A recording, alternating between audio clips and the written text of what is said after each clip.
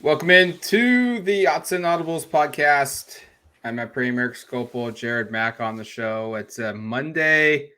It's a dreary Monday, I think, for a lot of people that are Oregon Duck fans because, boy, this crashed hard. And we've got a lot of questions about what has happened in the last, I don't know, 24, I don't know what date it is, 48 hours, 3 weeks. There's a lot to get to. The mailbag's full of uncertainty. Yeah, it's a dreary Monday morning, Matt. I think that's right. And it actually is kind of that way outside too. It looks like it's early. Maybe it'll clear up, It's sunny at my house, but we live in well, different parts of the we have city. different parts of the area here. It's pretty cloudy. It was just raining, so different over here in the Springfield part of town. Matt, Jared, how about you for a weather report? I'm just kidding. We don't have to do. Every person doesn't have to report Hey, on look at this. the 247 mug. Oh yeah. You got to represent the brand. It's kind of sunny out here, but I can see plenty of clouds rolling in. So it's Okay, going to be a bad maybe Monday. it's a little bit sunnier disposition for some of us in different parts of town. But regardless, obviously, there's a lot to get to that's positive as you'd like to. Yeah. Like if things played out different Saturday, we'd be opening this podcast with a preview, looking ahead at a Pac-12 championship game with USC. That's not the case. Oregon lost its offensive coordinator. There's a bunch of questions about other coaches, other parts of the game that are problems right now. We're going to end with a basketball question, which also isn't super positive. So apologize for starting your week on maybe a sour note, but I think everybody listening to this understands that that's kind of where things have been. Unfortunately, we'll probably spread some positivity at some point in this show. But the first one from @Connor_Cook21. With the departure of Kenny Dillingham, do you think they promote within house or go out of house? What are some names internally or externally that make sense? Does losing Dillingham hurt Oregon's chances of keeping Dante Moore? Thanks all you guys do. #Odds and Audibles. I'm going to send it over to Matt pretty quick here because he did a Oregon offensive coordinator hot board. It's live on duckterritory.com. Don't expect him to list every name. It is a VIP feature, but if there are maybe a couple names he's comfortable sharing, we can kind of get that out there just to give kind of an idea of a preliminary list. This is, early on. The news just broke. Literally, he just finalized the deal like 24 hours ago. So it's not like this is going to be a list that doesn't expand or change over the course of this week. But I just had kind of what I thought was a reaction to some of the comments I saw. I was reading the hot board and then looked at some of the comments, and I like to do that sometimes to get a pulse of where the fans are. Found it kind of interesting, just in terms of what the fans seem to want and don't want. And there was no consensus. It was kind of up and down. Some people were open to kind of another Dillingham type, a young up and coming coach who's creative, who's got a history of maybe being with some explosive offenses, maybe has a little history with Dan. And then there were some that were, hey, let's get some continuity. Let's just promote Junior Adams. He's been around here a little bit. He's called plays at times years earlier at Eastern. He was the interim head coach, I think, for a little bit at Washington at one point. Maybe I'm wrong. Maybe he's the interim offensive coordinator. Let's just move him up the totem pole one slot. And then I saw a couple that were maybe more confusing to me that I didn't quite understand, but a couple people suggesting what Lanning really needs, and maybe people will disagree. Maybe they think this is a good take, but what really Lanning really needs is someone who is older, who's been around the block a little bit, who can kind of mentor Dan and tell him, hey, I don't have a good fourth down play, so we're not going to go for it on fourth down. Who can kind of get Dan in line, and who can kind of be that maybe that voice of reason when when there is that intention to get aggressive, et cetera. So kind of interesting the just the variety of opinions on how this should go or what Oregon fans want and don't want. And I think some of it's reactionary to the last 3 weeks because people now suddenly think we don't want another Dillingham. We don't want an aggressive young coach. We want somebody who's maybe more conservative, somebody who makes the more traditional decisions, et cetera.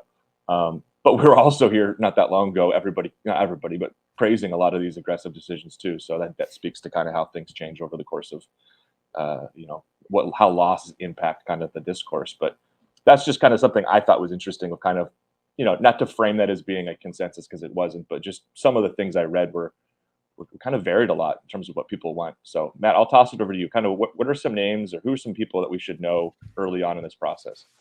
Yeah, so first of all, Dan, and we should also mention Marshall Malkow. He is the right-hand man, the chief of staff of Oregon football. I think that is the connection that few people are putting together here. And if go back and listen to our podcast with Marshall on this show earlier in the season, or I think like August or July or Preseason, sometime yeah. right before the season started, and he basically said that his responsibility is making sure that Dan Lanning is prepared for every situation that he walks into. He's, hey, Dan's got this big thing to do today. Marshall's in the background doing all the other stuff, making sure it's done and ready, and Dan can just step right into the next big thing and have all the information. And so this entails what part of what Marshall's job is knowing recruiting, but also B, knowing the Rolodex of coaches and having a plan in place for when Dillingham was going to leave. And look, the staff knew that this was probably going to happen a couple of weeks ago. They didn't maybe definitively know until it got done during the week leading up to Oregon State, but they had a clear indication that he was going to be a primary target. A bunch of names for his replacement needed to be constructed. And so they've started this, already. That Dan Lanning just didn't find out Saturday evening inside Gill Coliseum like we did that he was for sure gone. So that's one thing. So the connection to Dan is important, but the connection to Marshall is also important. You mentioned internal candidates. There's two, I think. Drew Maringer, the tight ends coach, Junior Adams, the wide receivers coach. Both have OC experience. Adams was the OC at Western Kentucky. Maringer was an OC a couple different places at New Mexico, Florida Atlantic, and also Rutgers. He was also a co-OC at James Madison. Neither guy had massive success though as an offensive coordinator, which to me is probably going to what holds them back here a little bit. But then it's going back and trying to find some connections and knowing what guys are connected to Lanning, Marshall, what guys have interest in the job. I think Chip Long from Georgia Tech is a name that is certainly an option that we've heard before prior to Lanning getting here. And now, again, with Lanning here, he has experience coaching under Mike Norvell, similar style of Kenny Dillingham. You've also got, I think, Buster Faulkner from Georgia. This is an analyst, but he has experience working with Dan, and he has had really good offenses as an offensive coordinator at Southern Miss, Arkansas State, and Middle Tennessee. All were in the top 25 at different points in the season. I would also throw out Kirby Moore at Fresno State. He's the current offensive coordinator. He worked with Marshall at Boise State in 2012, and then they were together again in Washington for 2 years before their careers took them in different directions. So there's names out there. Could they go out and get a head coach, a guy with head coach experience? Sure, I think so. But that while it feels like a possibility, I first started with connections. And that's one of the first things that Dan referenced when he got here is he had a Rolodex of guys that he knew he felt like were good coaches that he's met along the way. And there's some of these head coaches that are big names that everyone wants to go and hire, but none of them have connections to Dan yet. And this is an important hire, and you have to make a hire that someone you know and that you trust. Yeah, I agree with you, Matt, on making a hire about somebody that Dan and most of the staff at least know and trust, because all of the staff basically overlaps at some point. They all met here, or they all coach there. They all know each other from before, and that seems to be the trend that should probably continue to go into this new offensive coordinator hire. Like Eric, I read the comments and just kind of get a perspective on what the fans want. To get another like a model like Kenny Dillingham is going to be nearly impossible. I mean, that was a guy who was offensive coordinator at Auburn when he was like 28 or 29, who goes to be the offensive coordinator at Florida State. This guy was destined to be a head coach. And once he got onto the national stage and was able to have his own offense, be able to be the play caller and get the players and the type of performance exactly like he wanted, it was going to take off. And so moving forward, it's going to be more difficult to find a guy like that. But I think that there are going to be plenty of options for Dan. Like Matt mentioned, he had like in his introductory press conference, he's like, I got a list of people that I could go after that I think are good coaches. I'm interested to see what that list looks like in terms of what this next hire will be. I think there's plenty of names like that Matt just ran through that are suitable candidates. I think the connection is going to be a huge instrument in terms of figuring out who they want. And I also think it's going to be a young guy. I don't think that there's anything that is indicated by this staff's hiring that it's going to be somebody older with head coaching experience or anything like that to help Dan as a game. I don't think Dan needs help as a game manager. This is what the younger coaching crowd does. They go for it on fourth down, whether people like it or not. It's the analytical crowd that the same issues are going on in the NFL with like Brandon Staley and coaches like that. But, when again, like Dan said, probably a month and a half, maybe 2 months ago at this point, like I'm going to go for it. We're going to sit here and talk about it and praise it when I get it. And we're going to sit here and talk about it and lament it whenever he doesn't get it. So I think going young is still going to be the case here. And I think that's the better move for everybody. It's going to be really interesting to see kind of where they land here. I do think you guys are both right in terms of tracing connections. I think that's Matt nailed it kind of in terms of why that's valuable, and especially with what Dan has shared in terms of kind of the importance of having those sort of connections. And I thought it was notable that, one of the things that really stood out from his first press conference was just that there's a lot of things, but when he had his introductory press conference, almost a year ago, was just the fact that I think he said when he was at like Arizona State as a GA, he started compiling that kind of list on his phone. And I'm just curious to see who's on that list.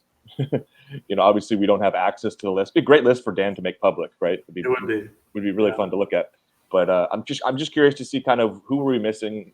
Matt may have nailed it. We might have a pretty damn good list there, but there might be a name or two that we're not aware of who pops up here that maybe intrigues people. And I know there's been, as you would expect on our message board, just ample candidates tossed around with mostly just wishful thinking, this guy would be fantastic kind of thinking. But it's going to be really interesting to see, and we'll certainly track this story and see how quickly a process goes. I mean, Matt, what do you like to you? Is there a definitive timeline in your mind of like when you think, like what makes sense for getting this done? Is there a rush? This week.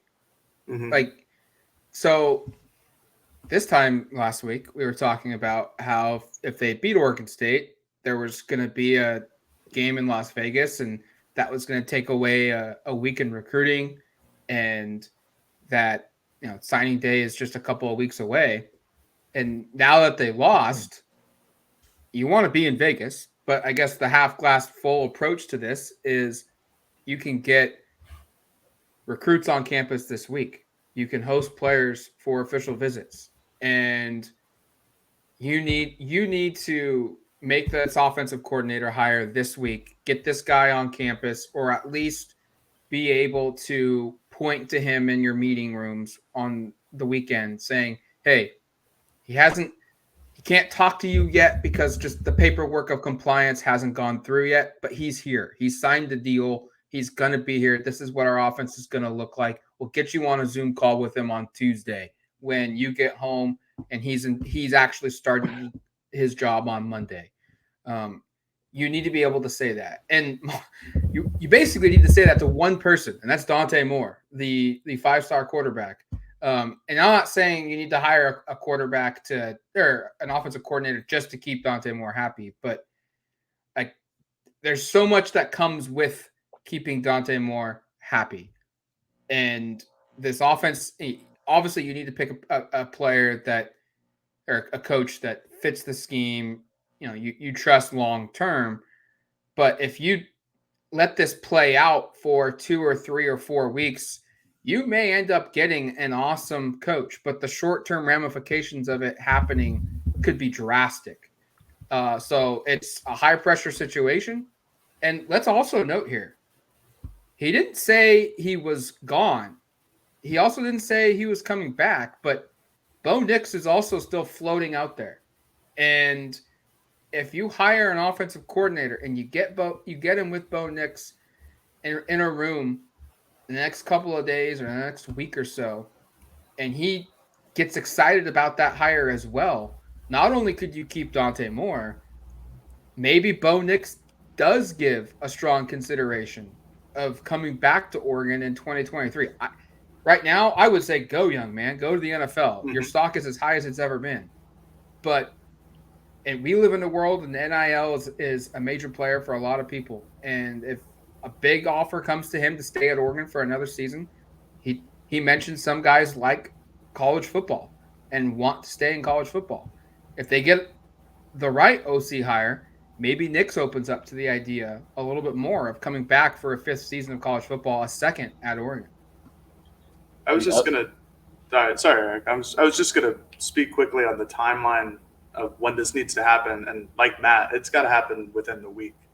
It needs to happen for signing day, like Matt mentioned, and the transfer portal that opens on December 5th.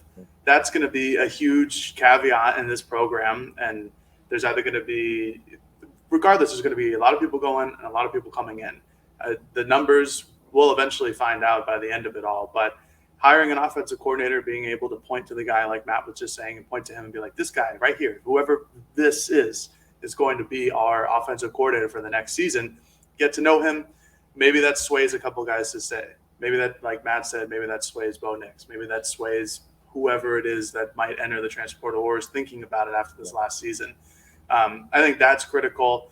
As Matt was talking, I looked up the dates of when Dan Lanning was officially announced and when Kenny Dillingham was officially announced. It was 6 days. Granted, there's probably not more of a home run hire for Dan than Kenny was, but I think, Dan had a lot of time, obviously, but he can work the phones. Very personable individual, and he's got a long list of people. He's coached all over the country. He's met a whole lot of people. I think that expecting this to happen within a week isn't some out-of-pocket timeline. I think it's very doable. Yep. The one thing I was going to say, Jared, was exactly what you said about the transfer portal deal. You need to have someone, at least as Matt said, in position to talk people off the ledge if they're thinking of transferring, and then also make pitches to prospective transfers of, hey, this would be an attractive place to come, et cetera. So, I mean, it's going to be a wild month of December, by the way. We've got prep recruiting, we've got transfer portal recruiting, we've got the coaching carousel. We'll see. I mean, another part of this, we'll see who Kenny's going to fill his staff with. Anybody in Oregon staff, whether they be assistant coaches now, whether they be GAs, analysts, like who all is going with Kenny, and then who else is going other places. I mean, it's the way this offseason works.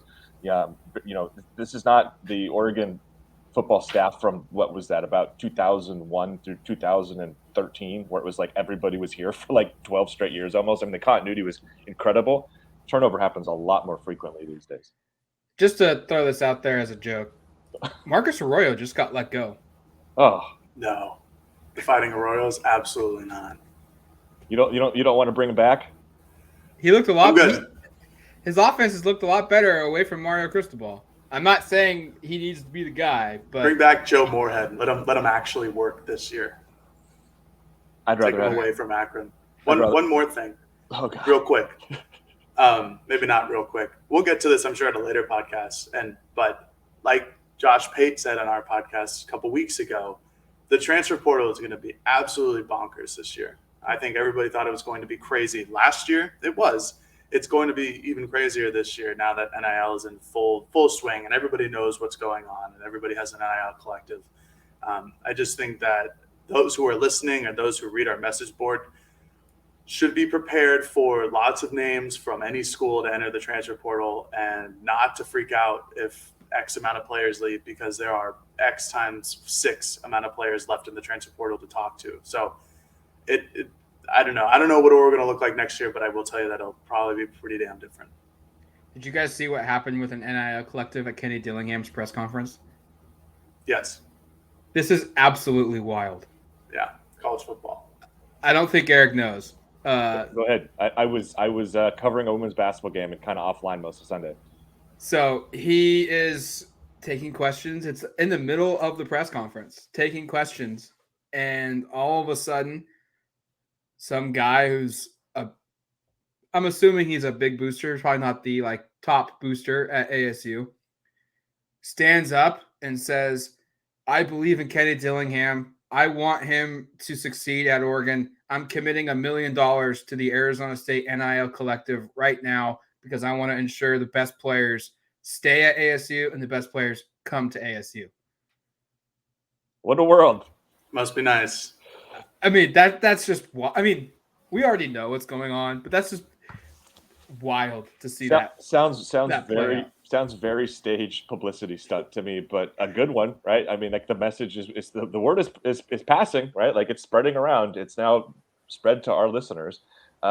Speaking of our listeners, from a time perspective, we might want to move to another question because we spent 21 minutes on this one, and we've got we got 4 more to go. So the second one from @Nash_Duccaneer. Man, what a weekend, fellas. What are the best and worst case bowl game scenarios for Oregon now? #OttsAndAudibles. I thought this was important because I think a lot of people are asking the same question. And the answer is the Rose Bowl will not be happening. That was technically no. It's still a possibility. They could choose. It's not going to happen, but it's still a possibility. They could choose. You run through the order here, and again, so by the way, there's basically a consensus in the industry that Oregon will go to the Holiday Bowl. If you go through, I went through about half a dozen different bowl prediction websites, and they all have Oregon to the Holiday Bowl, which is played December 28th in San Diego. Do you guys want to spend Christmas in San Diego? I don't hate the idea of it. I don't hate it, yeah. There are worse places to be, including several that are also on this list of possible destinations, including El Paso. Let's not go there. Good Lord. That just shows the difference of lifestyles you and I have. You two do not have kids. I have kids. I do not want to spend Christmas in San Diego. It just sounds nice and warm. It does. But basically, so the way this works, just to kind of get into it here, if USC makes the playoff and if they beat Utah, they're very likely to make the playoff. That would send Utah to the Rose Bowl. Then I think most people expect the Alamo Bowl would choose Washington, in part because Oregon was just there. And the Alamo Bowl, the Holiday Bowl, and the Las Vegas Bowl, which are the top 3 after the Rose Bowl for the conference, all have flexibility in terms of being able to choose one school over another. It doesn't have to be based on a conference record. They have to be within one game of each other, so they don't have they couldn't just pick hey, we're going to take Washington State to go to Alamo Bowl. They have to be within certain frame of reference here. But most people are expecting college football playoff USC. You actually kind of want to root for USC if you're an Oregon fan, I guess, technically. So they go to the playoff because that moves you up a rung. Utah likely to the Rose, Washington to the Alamo Bowl, and then Oregon to the Holiday Bowl. And then after that, it gets kind of crazy with the Vegas Bowl, Sun Bowl, LA Bowl. And then there's a couple of other weird bowl affiliations that are going to be a little bit less clear right now in terms of where exactly they go. But the consensus right now seems like the Holiday Bowl. I've seen several different opponents from the ACC. This is an ACC Pac-12 bid game. I've seen Florida State. I've seen Duke. I've seen North Carolina. It would be really interesting to kind of the Florida State connections would be interesting. I wish Miami could be in this because that would be far more entertaining than any other option, but that's not going to happen. So no, that's kind of where it runs down. I think you should probably expect Holiday Bowl. That's probably best case. I mean, I guess Alamo Bowl would technically be best case in terms of the caliber of the bowl, but Oregon was just there, and it seems pretty unlikely that the Alamo wants another Oregon, especially when they can pick between Washington, Oregon State, even and UCLA, who are all kind of all 9-win teams. Washington has 10 actually. So that's kind of where that plays out. And I guess worst case, maybe the Holiday Bowl picks Oregon State or UCLA over Oregon, and Oregon could end up in the Vegas Bowl, which would be played on December 17th in Las Vegas. The Sun Bowl would be the bit after that. That's December 30th in El Paso. I'd be really surprised if they end up in the Sun Bowl. But I think between the Holiday and the Vegas Bowl, it's probably where they're headed, and I think it's probably 75% they're going to be in San Diego for Christmas. Yeah, I actually I had some travel credits from my trip to Vegas this week. Oh yeah. Yep. And I just transferred them this week to San Diego for a potential bowl game. So I'm like already booked in. Now it's just waiting to see if it happens this weekend. I think you're right, Eric. San Diego's the first choice, I think, and then Vegas. That's the one I'm rooting for. We get football done before the holidays, and we get to spend an entire week in the most glorious place on earth.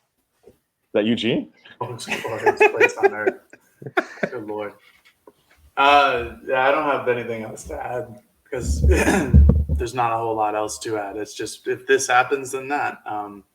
Yeah. I guess San Diego would be nice. I wouldn't really mind that. I've looked at the hotel too, by the way, for the media. I mean, this is our world. I mean, the listeners do not care about this at all. So let's keep telling them about it. Let's keep telling them the podcast audience about it. The media hotel is right on the ocean in San Diego. It's at Petco Park. Why? Oh. It's right on the ocean, and you get fabulous views. I checked the media rate, Eric. It's very good. Oh, I like to hear that. High possibility all of us are going. We're doing it. San Diego, here we come. San Diego, Petco Park. The only thing that could spoil our San Diego holiday getaway, guys, is maybe if USC loses to Utah and then things get moved around a little bit. We just guaranteed that they're going to go to El Paso. Yeah, if they go to El Paso, I'm going to be, oh man, the podcast on Sunday when we do a El Paso, it's going to be rough. All right, last question before the break from @Sparkor2. El Paso, please no. That was not the question. That's just me continuing to get really sad about that prospect. What is the future with Tosh Lupoy? I believe he has underperformed this season with the level of talent on the roster. Is Tosh still a good fit going forward, or are we potentially looking to make some changes? Well, I do think we saw some changes made towards the end of the season. I know Dan hasn't actually come forth and said anything definitive, but it did feel like he had a bigger role in terms of in-game management, maybe play calling towards the end of the season. Tosh's contract is what is it again? I think he's making like $2 million, isn't he? Like $1.5 million. Close to $2 million a year. Yeah, I think that's a lot to move off of for a coordinating position here, and maybe it's not. I'm not. Obviously, it's hard for me to sit here and be like he's done an awesome job because the 2 games they lost in the last 3 weeks, the defense played really poorly when the game was on the line, and then 2 completely different. That was the thing that made it so kind of infuriating is against a really good pass offense they got burnt, and then against a really good run offense they got burnt, and it was just kind of like can't stop the pass, can't stop the run when the game's on the line against rival teams. That's not going to cut it. And I understand frustration. I also don't know if moving on from him is maybe what you want to do. You can maybe restructure some of the decision-making processes in game, maybe leading up to the game. I know that sounds kind of weird if you're paying a guy a bunch of money. So if you don't want him to be calling plays and be your defensive coordinator, just move on from him. I also feel like it's maybe a little bit premature to me. I don't know. I mean, Dan also strikes me as someone who's very forward-thinking. So if he goes, nah, Tosh is a bad fit, let's move on, he might be the type of kind of leader to do that. But I haven't seen enough where I'm like, he needs to be fired now. They're going to make a change now.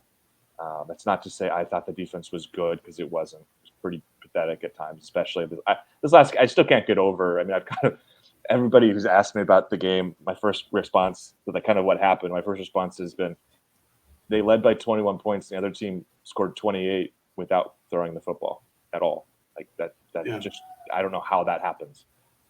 So I guess my answer is I don't expect him to be fired. I could understand why some people would think that. It feels a little bit early. 1 year. I would like to see him maybe have another year with quote unquote his guys, and with what Jared was saying earlier, what Matt was saying earlier about the transfer portal and how easy it is to now kind of transition from Mario Cristobal recruits and players to now quote unquote Dan Lanning players and recruits. You could reshape this roster more quickly and maybe expedite the process. I think that is probably what you see is a huge overhaul of defensive player talent. I wouldn't be surprised if we're looking at the roster to start next season and compare it to the roster now, and you're like, wow, there's like 4 returning starters from last year's defense. Like, it's just a completely different unit. And then you say, well, now Tosh has an opportunity with his guys. How does that work? Does it work out better? Does it not? But I don't think it's time to move. I don't expect him to move, but I guess I'm also in the place of it if anything is bad enough to move on from somebody, like last Saturday probably qualifies as something to at least make you kind of go, is this the right direction? I agree with you, Eric. I think it's just too early. And I know this season the defense has not performed well, and we've talked about it plenty of times in this podcast. And the guy to blame when the defense doesn't perform well is the defensive coordinator, as that is his job for the team's defense to perform well. But I think it's too early. I mean, we've talked about this on the podcast plenty of times. The players, when I think it was on the Mailbag podcast when we were asked whether after Washington whether it was the scheme or the players, and I think it has a little bit to do with both. But I still think the scheme works. I still think that has shown that it has worked. It's the same type of stuff that Dan ran at Georgia and that 4-2-5. I think that stuff works, and you see it. You saw it against Utah. It can work effectively at points. It just doesn't feel like the right personnel are in this grouping for Tosh or for Dan or whoever is really in charge of calling the plays. And I think you saw that on Saturday. I think there wasn't enough meat up front. I think they kind of found something with how they played nickel and how they had Christian Gonzalez kind of roaming around playing all the time. And I think they found something through the passing game, which they didn't have against Washington. And then Oregon State just took advantage of that because that's one smaller player on the field with 3 corners rather than 2. They got to make an adjustment against Oregon State on Saturday, but it's been a tough season all year for the defense. I think given the transfer portal and this year's crop of recruits, I'd like to see what Tosh does with the team next year. Again, it's a lot of money to move off, and I know that there are plenty of teams that are paying millions of dollars to coaches for buyouts, but it was year 1. I mean, Dan Lanning, same reason with Kenny Dillingham. He was on the top of his list Tosh Lupoy was on the top of Dan's defensive coordinator list for a reason. I think you just give him time. I think this is a guy who a lot of schools tried to poach from the NFL, and he finally came to Oregon with Dan rather than Mario. I think it's just something that maybe after next year, if this question comes up again on a Mailbag podcast, then it's a problem. But I think you give him time for now. And I know it's been a full season of time, but I think you let him get some of his own guys in here and then really see what the defense does or doesn't do. Auburn has the reputation that it does of being an extremely toxic place because they pay gobs of money and then say, just kidding, we don't like you anymore, 18 months into a job, and fire you. And next thing you know, you've got a school like Auburn paying like 5 or 6 coaches, whether it's head coach, coordinator, assistant coach, not to coach your team, and you're like 3 years removed. There's something wrong. I don't think it's just Oregon. It's just the society. Like if something isn't working, your first reaction is he totally sucks. Get rid of him, within a year. And yeah, if there's not marked improvement next season, then you need to look at things. It's 2 years, but 1 year cycle, and it was very clear that while we were all expecting the defense to maybe be the strength of this unit, we were all pretty wrong. The talent level at Oregon along the defensive line, I don't think is very good. And what were they supposed to do? They kind of had a lot of the same body type guys and very few, whether it was linebackers that could work in coverage or if it was defensive linemen that could get pass rush. And, the portal is a very quick fix. And we will learn a lot about the defense next season because of A, player improvement, B, a better understanding of scheme with the guys that are currently on the team back next season, and then C, player acquisition, the guys that they bring in between now and next season to address these issues. So it's way too early to move on from Tosh, especially with the money that you're paying him. Oregon is not in the Big Ten. They are not in the SEC. They do not have the boosters that some of these high-profile schools have. Yes, they have the best in Phil Knight, but he has never been one to call in and say, I want to pay this guy's buyout because he's not good. He needs to get out of here. He's never been that guy. One last thought before we go to break is also of, is it beneficial for the program to bring in the new second in command, offensive coach, new second in command defensive coach? I mean, like, you're bringing in a new offensive coordinator, a new defensive coordinator, one off season. That type of turnover is, to me, sometimes not a good thing, in terms of you're now redistributing everything. A new defensive coordinator likely wants to also bring in new members for his staff, just like you might expect to have for the offensive coordinator. So I just think what we're talking about doing here is now you have this assistant coaching staff is completely reshaping it entirely. And I'm not going to pretend like the defense was good. This is also a team that just won 9 games, was extremely close to winning 11. Does it feel like you need to completely overhaul every part of this offense and every part of this defense, which is what happens when you get rid of an offensive coordinator or a defensive coordinator and have to hire a bunch of new assistants? So I think that's just another kind of part for me of it. I don't know if it makes sense to do both in one off season, which is why I probably kick the can down the street a little bit, in part because I'm not sold Tosh is the sole problem here. And I want to see what it looks like with more of his guys, quote unquote. So I think that part probably also just should be said of, it's one thing to make a defensive coordinator change. It's another to make it the same year as the offensive coordinator change. Right. And going into the second year of a head coach where all these guys have been here for only a year, it just feels premature to make that many overhauls unless Dan gets to the point where he says, this can't be fixed and we need to move on, which I don't think they've reached that point personally. All right, let's take a quick break. When we come back, we'll finish the back end of this Odds and Audibles mailbag. All right, welcome back to the Odds and Audibles podcast. Eric's got a couple more questions for us to divulge, and hopefully some of it's good, positive discussion, I think. Maybe, please. Matt, you saw the questions. You know what they are. No, they're not. The last question I will let you maybe turn that into a positive because it's a basketball question. They did just win a game, but this one's not positive at all. From @GoDucks WTD What in God's name is going on with Oregon special teams? Yeah, not positive, Matt. They're not good, guys. Outside of the one bright spot, Camden Lewis, it's been terrible at best and terrifying at worst this season. What do you think is going on, and what's the fix? #Odds and Audibles. Just before we even jump in here, like, statistically, this is just a disaster. Yes. Oregon is dead last in the Pac-12 in punting and kickoff returns. They are 11th in punt return coverage and kick return coverage.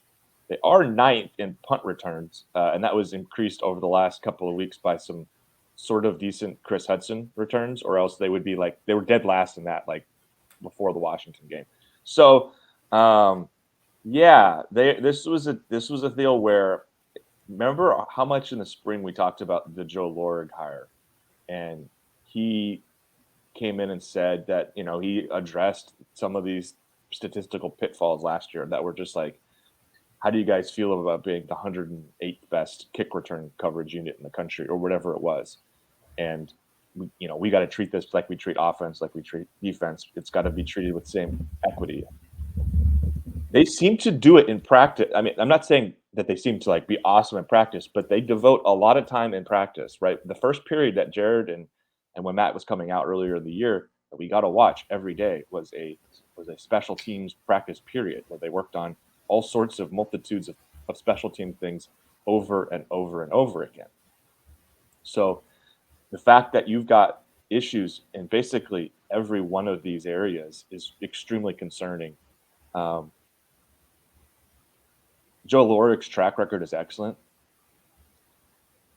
The thing I would say is the punting and kicking situation, like kickoffs and all that, I think they just missed on the personnel part.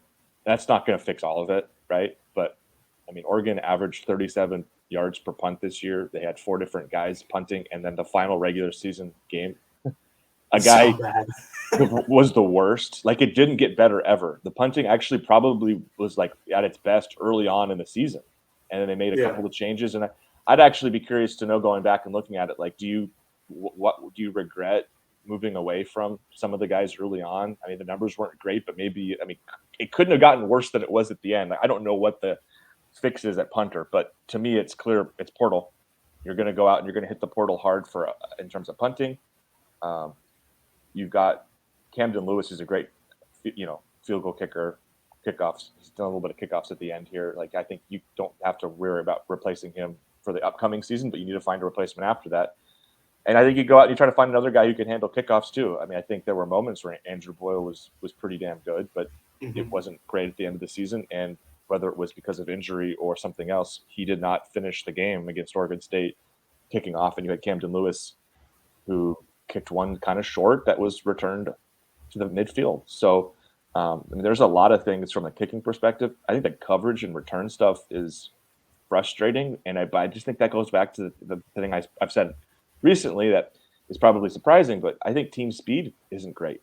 I don't think this is a particularly fast team, and those are the type of things that happen in coverage and returns. Of Mario Cristobal was here for 4 years, and he reshaped the program from one that was known for being explosive and fast to one that was known for being big, strong, physical. Now, those are fine characteristics, but there is a trade-off, and I don't think I look at this roster the way it's comprised right now and the last couple of years, and it was an issue under Mario and an issue now, as being particularly fast. Like, there are certainly individuals who have great speed, but a lot of them, there aren't a ton of them, and a lot of the fastest guys are the freshmen. They went out. Freshmen, That was the thing that Dan talked about when he got here, was they went and they signed, I think, 5 or 6 guys who ran sub 11 in the 100. A couple of those were linebackers, some secondary guys, some receivers, and they got a lot of speed. Now it's a matter of maybe developing that. So what is the fix? Well, I think it's, again, a lot of this is personnel related to me. Yeah. Like, it's going and improving. You got to get a better punter. You've got to go find a long snapper, maybe. I mean, I don't want to toss too much shade at Luke Bossa. We don't know what he can do. Carson Battles is actually one of the other real positives here, and he's going to be gone. Oh, yeah. I was going to mention him. Stole my thunder. Yeah, well, sorry, bud. And then the other part is just getting more team speed. And I think that, again, that's going to probably be a bit – it needs to be a focal point for some of the defensive back additions that you make, because I thought throughout the season, especially at the end, it became really very obvious Oregon just lacked speed at safety. It just didn't have a lot of speed in the back end, and that was a problem throughout. So I think you can kind of pair all of that together of you want to get faster across the board for defense, for offense, and that'll help you on special teams. But I mean, those are the type. I think personnel stuff is key. And then I'm not a special teams guru, so I'm not going to sit here and pretend like they should switch from one way of doing special teams to another. Joe Lorg has a great track record. I'm just going to trust it's going to get better eventually, which I wish I had more insight into that. If there's a listener or somebody on the message board who hears this and does have special teams expertise, feel free to kind of weigh in and give me some insight into what needs to be done from your perspective. But I don't have that insight. And I think more than anything, you just need to get better punters, better kickers, and a little bit more team speed. Yeah, this is all personnel based, at least in my opinion. There's a reason why Kamari Terrell, as a true freshman, has been Oregon's gunner for the entire season, is because, well, A, he's the fastest guy on the team, and B, there's nobody else that comes close in terms of just his straight line drive speed.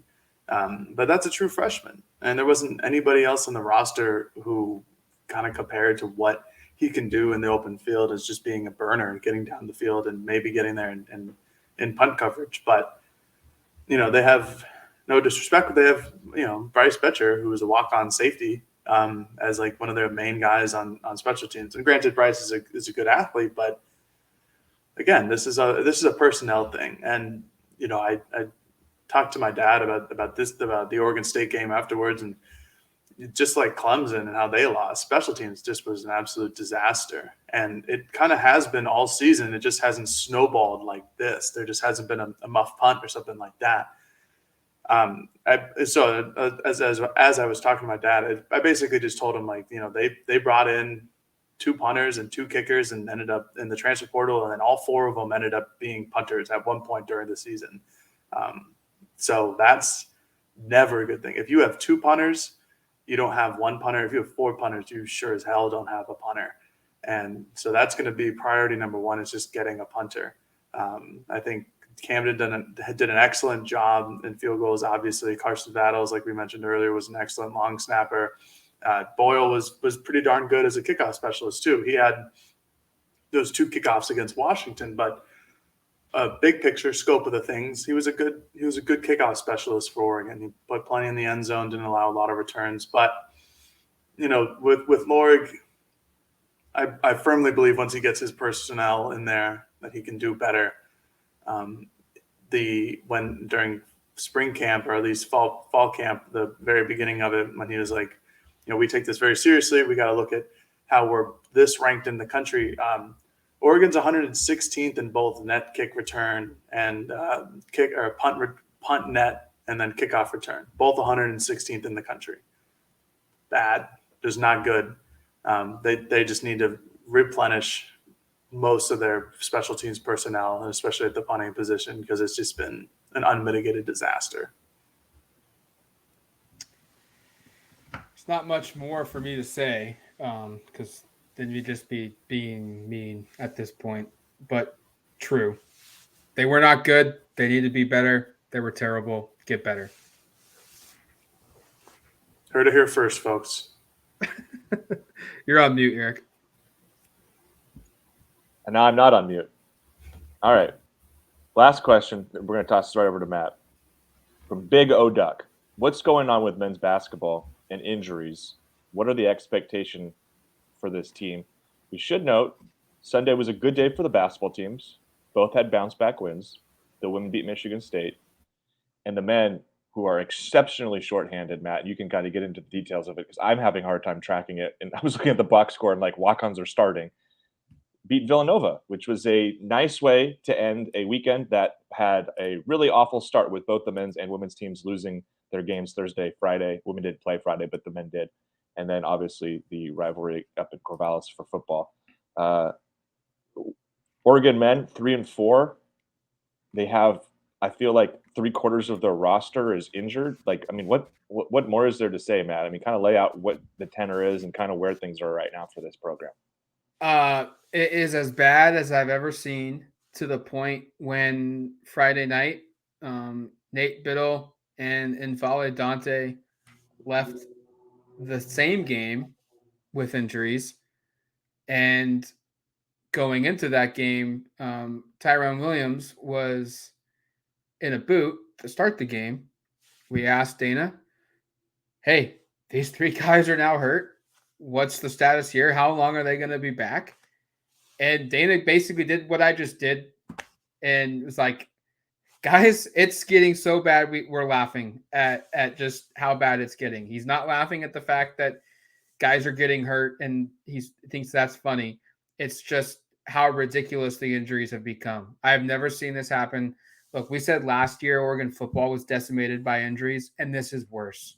So to recap, Brandon Rigsby has not played this season. Jermaine Couisnard has not played this season. Keyshawn Bartholomew has not played in the last 3 games because he suffered an injury in the first half against Houston a week and a day ago. Nate Biddle is out with a foot injury. And N'Faly Dante, we think, is concussion protocol. He collapsed on the court against Michigan State in the first half. Luke Wurr had not made his debut until this week. He was cleared to play on Thursday, and then on Friday had to go into the game. No practice because of injuries. Ethan Butler is still out. He's on scholarship and he's hurt. Oregon has more players hurt than healthy right now on scholarship. They started Gabe Reichel, a walk-on against Villanova in the win.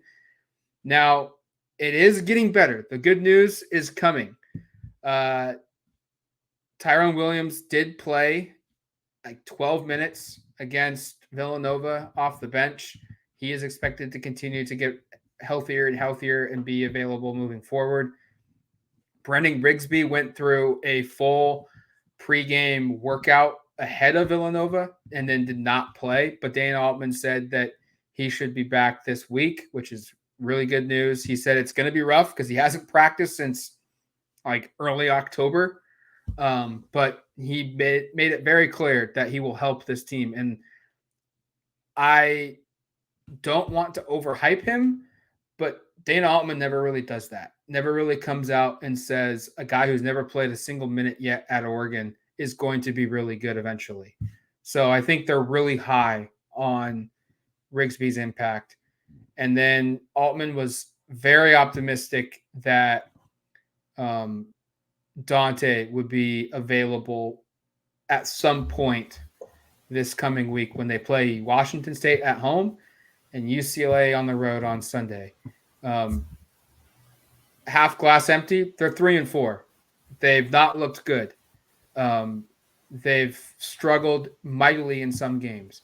Half glass full perspective, this team has not played a game yet with its full roster, and they've not been able to play a style of basketball because of injuries for how they constructed this roster. So if they can get healthy, and as Dana Altman said, tread water through the month of December and get out of here with 1 or 2 more losses this month, preferably 1 or fewer, and go into the new year, you have a path to putting yourself in a position to get to the NCAA tournament. I'm not going to say they're going to get there if they win 14 games in league.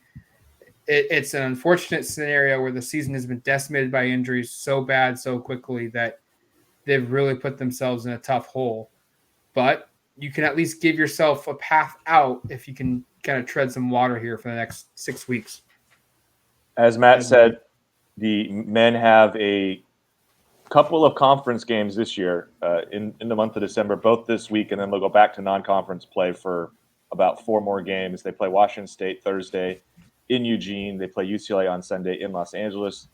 The women host Portland on Saturday before playing Oregon State in their December conference game at Matthew Knight on December 11th. So I think we're going to have a basketball-centric podcast later this week. We haven't kind of mapped out our week yet for a podcast because it's been interrupted. We've been in such a groove where we know exactly how the week's going to go for podcasting. It's been interrupted now because Oregon football is also on an unexpected almost change of schedule. So expect something later this week. I'm not sure we're going to split it up. We're going to do one podcast, but we're going to do some basketball kind of recap of where things are at. And we'll have more of Matt's thought on the men's team, more of my thoughts on the women's team. Jared can kind of weigh in as well, and we'll kind of go from there. So we'll have more basketball content. I'll start taking center stage here a little bit more as we get into the month of December. I've got some thoughts on the basketball team right now, if I'm allowed to share them. Matt, is that acceptable, Matt? Yes, absolutely. Matt, I had more fun watching the Sunday game than I think any game this season and any Oregon game for a while, just because of I don't know. I think while the injury situation is extremely poor for Oregon's chances of getting into the NCAA tournament because they just have to weather the storm of them, it's fun to watch Will Richardson do what he does best, and that's just isolation basketball and just scoring. You look at that. I was very intrigued to see how good he was because last season he tried to do this a lot and just wasn't that effective. So far this season, he and Chloe Ware have been pretty darn effective, maybe not efficient, but they've been effective. And I thought that Oregon's win over Villanova could be something that kind of swings the momentum of things where, they're down to 5 or 6 scholarship guys. They got Jimmy Cooper. They got Reichel out there. They have Brady Paris. All the walk-ons represent all getting actual meaningful minutes in a game against Villanova, one of the better teams in the country in the last 10 years. I know that they're also injured, but they won that game with. I know that the final score is they won that game by a few points, but they were in control for most of that game. And Matt, I know you were there with you and 7 of your closest relatives and friends in the crowd because nobody went to go watch a game, but that was a good little butt kicking by Oregon over Villanova. With Reichel attempting 7 3-pointers and only hitting one of them. Will Richardson was good. I know that the weekend in general didn't go exactly how Oregon wanted it to, but I thought the emergence of Chloe Ware, who seemed to Dana seemed to have given them the green light now that Nate and Nafale Dante are out. He's damn good, and I knew he was a big 5-star freshman coming in, but His ability to stretch the floor, play defense, grab rebounds, just be a pest and be able to move really efficiently off ball is impressive. And again, Richardson was really good. I still think that they need another guard to step up and kind of give the ball handling opportunities away from Richardson, just because he's played. Matt, how many seconds did Will Richardson not play this weekend? I'm doing the math. Or was it minutes? 36 seconds he did not play between Sunday and Friday. He played 30 minutes against UConn, but Dana Altman very quickly said at like the 10-minute mark of the second half, we're down like 18. We're going to need to play Will 40 minutes every other game that we have. We're not coming back in this game. Will, you come out. And they played Brady Paris and Gabe Reichel almost exclusively. Let's go. In that second half Thursday night against UConn. I think these might be the two best games we've ever seen from Will Richardson. They're up there. In his career, because against Michigan State, 40 minutes, he had 2 turnovers, 8 assists, 28 points. He shot almost 50% from the field, and they had a chance to win this game in the final minute. And they were playing with 4 scholarship players for the last second half of the second half, the final 10 minutes. And then against Villanova, 39 minutes and like 16 seconds of play, 19 points, 8 assists, 3 turnovers. He shot almost 60% from the field. Dano even said it himself afterwards, like the best leadership he's seen from a player since Eugene Omarui, Peyton Pritchard, or Dylan Brooks. And he said, we haven't had that type of leadership on the court since Eugene Omarui was here. And it was very evident. And like, I think my biggest takeaway from the weekend is yes, they lost 2 games. One of them was a blowout. Yes, they got all these injuries, but Will Richardson got himself into a groove this weekend. Quincy Guerrier got himself out of the funk that he's been in. He was really good. He was excellent this weekend. Against Villanova in particular. Mm-hmm. And then Khalil Ware broke out. And if you're looking for positives, those 3 guys are all trending up right now. And if you can just get Dante back and you can get Gabe to give you 10 minutes a game for the next couple of weeks, this team's got a chance to do some stuff. Are they going to beat UCLA? No, I don't think they are. But they've got a chance to really make some strides here, because that Villanova game, I think, was huge from a confidence standpoint. I don't mind that Oregon only has 6 scholarship guys to go with. Like, Dana Altman's teams are always better when there are 8 guys, maybe total. He just knows how to allocate those minutes, knows when to take guys off the court. And a player like Richardson, I know that he was never taken off the court, but I think that's when Dana Altman's at his best, is when he has a guy who could potentially go all 40 minutes and run the offense with whoever it is else that's with him on the court. Again, they need to get healthy. Will Richardson needs help, whether it's Rigsby or Cousinard or Bartholomew. One of them needs to come back and just give him some time to sit on the bench and drink a Gatorade or 2. But I do like that this short rotation has shown that they have no quit in them. They fought really hard this weekend. I know they, like Matt said, I know they lost to Michigan State, but Michigan State's a good team. Beat Kentucky, took Gonzaga to the wire earlier in the year. I really liked what I saw from Will and Khalil. I think it could be okay, even though with all the injuries. Yeah, that's a good point about the rotations. It's something that probably is, you go back and you look at, you're probably going to be spot on there. We probably should wrap this one up, because we could go a full 20 more minutes about basketball, and I don't want to leave the women's out. Let's save that for later this week, because there's a lot to get to for both sides. Eric and I talked a little bit on the way back from Corvallis. We watched what happened in Portland. So there's a lot to get to on both the men and the women's basketball programs. We'll do that later this week. But until then, you've been listening to the Outs and Audibles podcast. Talk to you later, folks. Peace.